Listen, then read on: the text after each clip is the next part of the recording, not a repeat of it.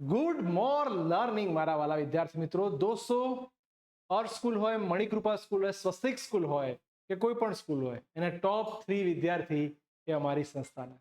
આ અમને અભિમાન નથી, આ અમને અમારા વિદ્યાર્થીઓ દ્વારા પ્રાપ્ત થતું સ્વાભિમાન છે.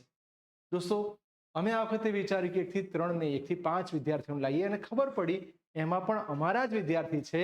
તમે જોઈ શકો છો, સુતરિયા કૃષિ નંબર 4, એનો પણ આપણે અર્થ સ્કૂલની અંદર 4થો નંબર છે.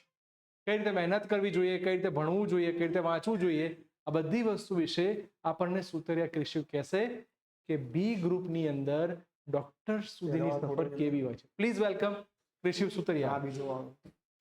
યસ કૃષિ બેટા, 11 સાયન્સની અંદર ખૂબ સુંદર મહેનત કરી, એના કારણે આપણે રિઝલ્ટ પણ ખૂબ સરસ લાયા છીએ. હવે આપણે શું કરવું જોઈએ, અથવા 11-12 સાયન્સની અંદર નંબર 4 એટલે થી ટોપ 5 માં રહેવા માટે આપણે શું શું વસ્તુનું ધ્યાન રાખવું જોઈએ?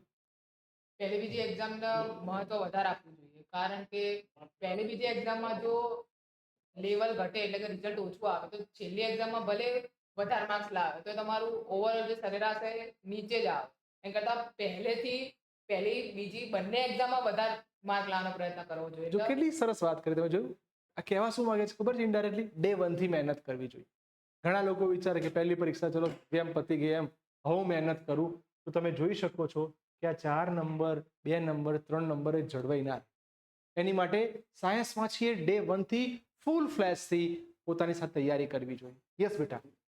એટલે જે બી ચેપ્ટરના ટોપિક ચાલતા હોય, ટોપિક સાથે થિયરી પ્રોપર, થિયરી પર તેના ન્યુમેરિકલ છે તો એ બી બધા 2 થી 3 વાર ગણીને કરવા જોઈએ. ત્યારબાદ ટોપિક વાઇઝ એમસીક્યુ કરવા જોઈએ. એવું નહીં કે આખું ચેપ્ટર બધા પછી છેલ્લે જોઈશું. જેમ જેમ ટોપિક પતે એમ એમસીક્યુ પૂરા કરતા રહેવા. જો બીજી વસ્તુ કે એમસીક્યુમાં ઘણા વિદ્યાર્થીઓને તકલીફ પડતી હોય છે.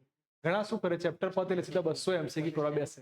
ના, જેમ જેમ ટોપિક ચાલે તેમ તેમ તમારે એમસીક્યુમાં સરસ મજાની તૈયારી કરવી જોઈએ. તો ખાસ ધ્યાન રાખજો કે તૈયારી કઈ રીતે કરાશે અને એ મહેનતને કઈ રીતે ભાગ મુજાશે. ઓકે, અગેન ડોક્ટર બનવાનું જ છે આપણે, એની માટે wish you all the best. ખૂબ સરસ મહેનત કરી છે અને હવે 12થમાં પણ સરસ રિઝલ્ટ આવવું જ જોઈએ. ઓકે, બાય બેટા.